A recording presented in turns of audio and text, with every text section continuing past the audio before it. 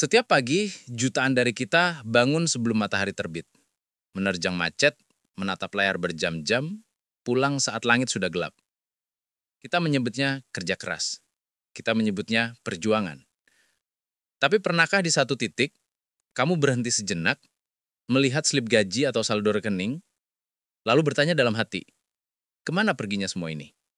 Kamu sudah melakukan semua yang seharusnya. Kamu tidak malas. Kamu bahkan mungkin salah satu yang paling rajin di kantormu. Tapi kenapa rasanya seperti lari di atas treadmill? Berkeringat, lelah, tapi tidak benar-benar sampai kemana-mana. Rezeki terasa seret, padahal tenaga sudah diperas habis. Video ini bukan untuk menyuruhmu bekerja lebih keras. Mungkin solusinya bukan di sana. Mungkin kita hanya perlu sedikit menepi dan melihat ke titik-titik buta yang selama ini kita abaikan. Ada 8 penyebab tersembunyi kenapa rezeki kita terasa macet dan sebagian besar tidak ada hubungannya dengan seberapa keras kita bekerja. Penyebab pertama, dan mungkin yang paling tak terlihat, adalah kita terperangkap dalam sebuah treadmill kemewahan. Setiap kali gaji kita naik, ada suara kecil yang berbisik, kamu pantas mendapatkan yang lebih baik. Kopi yang lebih mahal, gadget baru, apartemen yang sedikit lebih luas. Tanpa sadar, pengeluaran kita ikut naik, melahap habis kenaikan pendapatan kita. Para psikolog punya nama untuk jebakan ini, hedonic treadmill. Sebuah roda putar hedonis di mana kita terus berlari mengejar kebahagiaan lewat materi. Tapi begitu kita mendapatkannya, rasa senangnya cepat sekali pudar. Kita beradaptasi, lalu kita mencari target baru yang lebih tinggi. Siklus ini tidak pernah berhenti, dan rekening kita lah yang jadi korban. Ini bukan teori, ini terjadi di dunia nyata. Lihat kisah Michael Carroll dari Inggris. Dia bukan kerja keras, dia dapat durian runtuh, menang lotre, setara 223 miliar rupiah di usia 19 tahun. Apa yang terjadi? Uangnya habis dalam 8 tahun untuk pesta, mobil mewah, dan narkoba. Dia kembali jadi tukang sampah. Kisah ini ekstrim, tapi polanya sama. Kenaikan rezeki yang tidak diimbangi dengan kenaikan kebijaksanaan hanya akan mempercepat lajab treadmill kemewahan kita. Jebakan ini bukan sekedar tentang menjadi boros. Ini lebih dalam. Ini tentang ketidakmampuan kita memisahkan identitas diri dari standar konsumsi. Kenaikan gaji dirayakan dengan kenaikan pengeluaran karena kita mengukur kesuksesan dari apa yang bisa kita beli, bukan dari apa yang bisa kita bangun. Keamanan finansial, kebebasan waktu, kita membeli identitas, dan itu adalah pembelian paling mahal yang pernah ada. Penyebab kedua, kita bekerja keras, tapi buta huruf soal uang. Kita diajari cara mencari uang, tapi jarang sekali diajari cara mengelolanya. Kita bisa jadi seorang profesional hebat di bidang kita, tapi seorang amatir total dalam mengelola keuangan pribadi. Kita terjebak utang konsumtif dengan bunga tinggi seperti kartu kredit atau pinjaman online, tidak punya dana darurat, dan menganggap menabung saja sudah cukup tanpa sadar nilainya terus digerus inflasi. Ini bukan asumsi.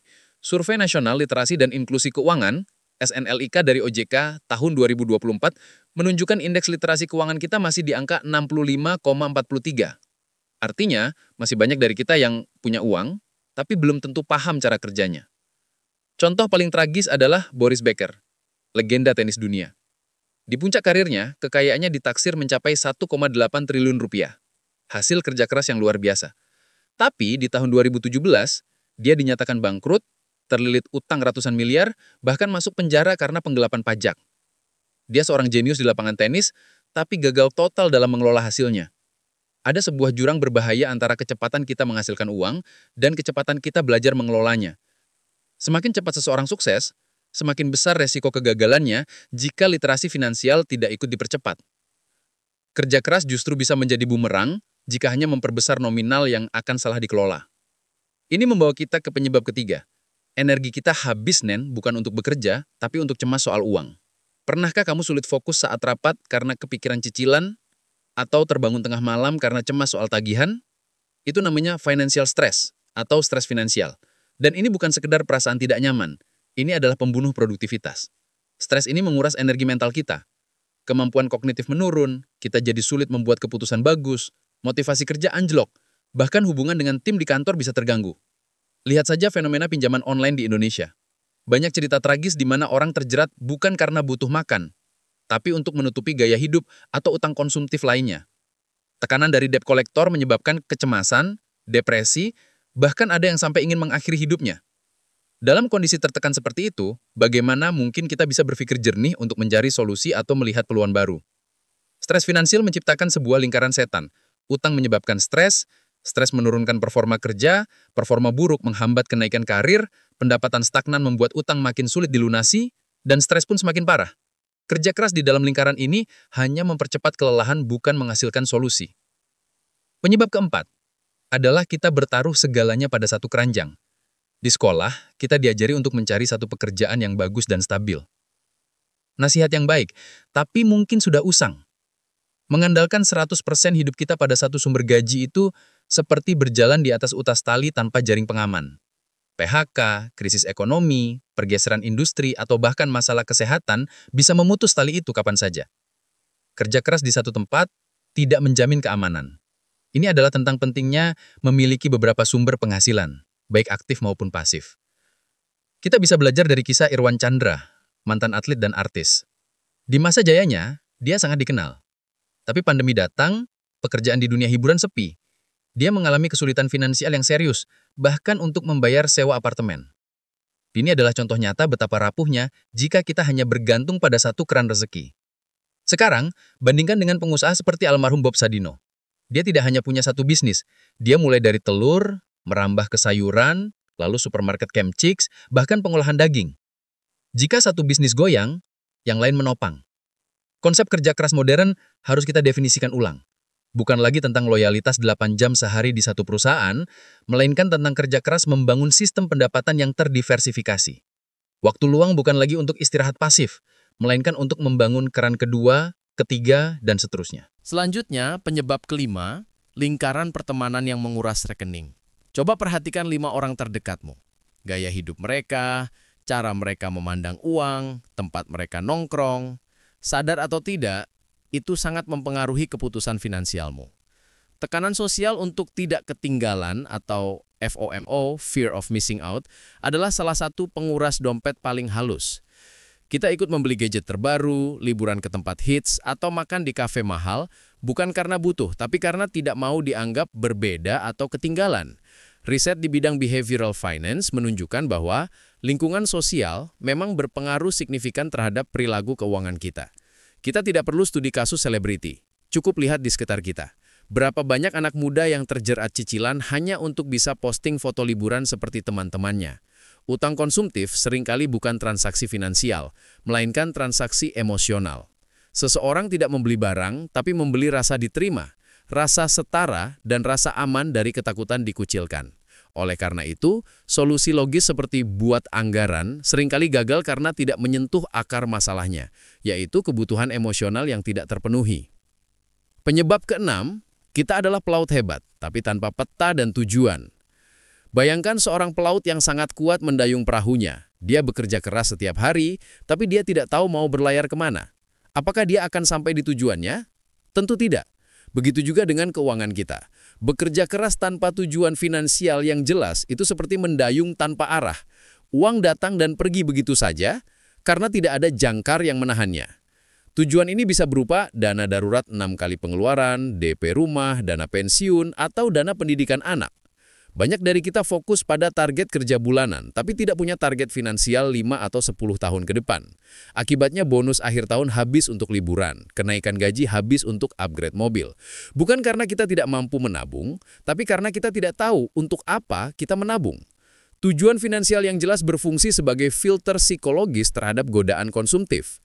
Tanpa tujuan, setiap keputusan belanja dievaluasi berdasarkan apakah saya menginginkannya. Dengan tujuan, evaluasinya berubah menjadi apakah ini akan mendekatkan saya ke tujuan saya. Ini secara fundamental mengubah proses pengambilan keputusan kita. Penyebab ketujuh mungkin terdengar spiritual, tapi ini sangat psikologis. Seringkali masalahnya bukan pada jumlah rejeki, tapi pada kacamata yang kita pakai untuk melihatnya.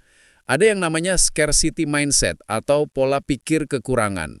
Orang dengan pola pikir ini selalu fokus pada apa yang tidak mereka miliki. Gaji saya kurang, peluang susah, semua mahal. Fokus pada kekurangan ini membuat otak kita menyempit, kita jadi panik, sulit melihat peluang, dan cenderung membuat keputusan jangka pendek yang merugikan, seperti mengambil pinjol berbunga tinggi. Pola pikir kekurangan adalah bentuk stres finansial kronis yang terinternalisasi. Ini bukan hanya tentang tidak bersyukur, tapi sebuah kondisi kognitif yang terbukti secara ilmiah dapat menurunkan kapasitas mental kita untuk berpikir jernih. Lihat lagi kisah Bob Sadino. Setelah bisnis sewa mobilnya bangkrut, dia jadi kuli bangunan. Orang dengan scarcity mindset mungkin akan terus mengeluh. Tapi Bob Sadino melihat peluang. Di lingkungan ekspatriat tempat dia tinggal, tidak ada yang menjual telur ayam negeri. Dari kekurangan itu, lahirlah bisnis raksasanya. Pola pikir kelimpahan bukan berarti naif, tapi tentang melatih otak untuk melihat apa yang bisa saya lakukan dengan apa yang saya punya sekarang.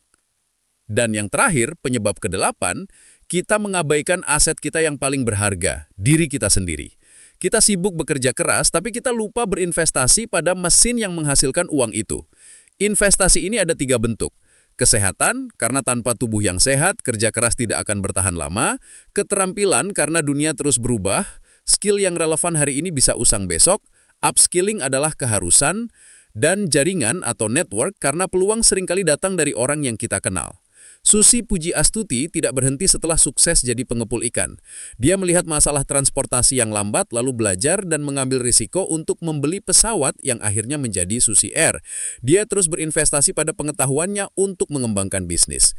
Vina Mulyana, seorang kreator konten, sering berbagi bagaimana jaringannya saat menjadi jurnalis membantunya mendapatkan peluang di BUMN. Ini bukti bahwa relasi adalah investasi. Kerja keras yang berkelanjutan dan menghasilkan pertumbuhan rezeki itu bukanlah tentang banting tulang tanpa henti, melainkan tentang sebuah siklus cerdas. Kerja, menghasilkan, lalu sebagian hasilnya diinvestasikan kembali pada diri sendiri untuk meningkatkan kapasitas yang akan membuat kerja kita lebih efektif dan menghasilkan yang lebih besar. Mengabaikan fase investasi pada diri akan membuat siklus ini macet. Jadi, 8 penyebab ini bukanlah tentang menyalahkan diri sendiri. Ini adalah tentang kesadaran, tentang menyalakan lampu di ruangan-ruangan gelap yang selama ini tidak kita sadari keberadaannya. Mulai dari jebakan gaya hidup, buta finansial, stres yang melumpuhkan, ketergantungan pada satu keran, tekanan lingkungan, bekerja tanpa peta, pola pikir kekurangan, hingga lupa berinvestasi pada diri sendiri. Mungkin selama ini kita sudah mendayung sekuat tenaga, tapi arahnya yang perlu dikoreksi. Mungkin kunci membuka pintu rezeki bukan hanya tentang seberapa banyak keringat yang kita keluarkan, tapi tentang seberapa jernih kita bisa melihat, seberapa bijak kita melangkah. Tidak perlu mengubah semuanya dalam satu malam, mulailah dari satu hal. Mungkin minggu ini coba lacak semua pengeluaranmu. Atau bulan ini baca satu buku tentang investasi. Langkah kecil yang didasari kesadaran akan membawa kita lebih jauh daripada lari kencang ke arah yang salah. Coba tulis di kolom komentar, dari 8 penyebab tadi, mana yang paling terasa kamu banget? Mari kita berdiskusi dan belajar bersama. Karena pada akhirnya, perjalanan finansial ini adalah perjalanan mengenal diri sendiri.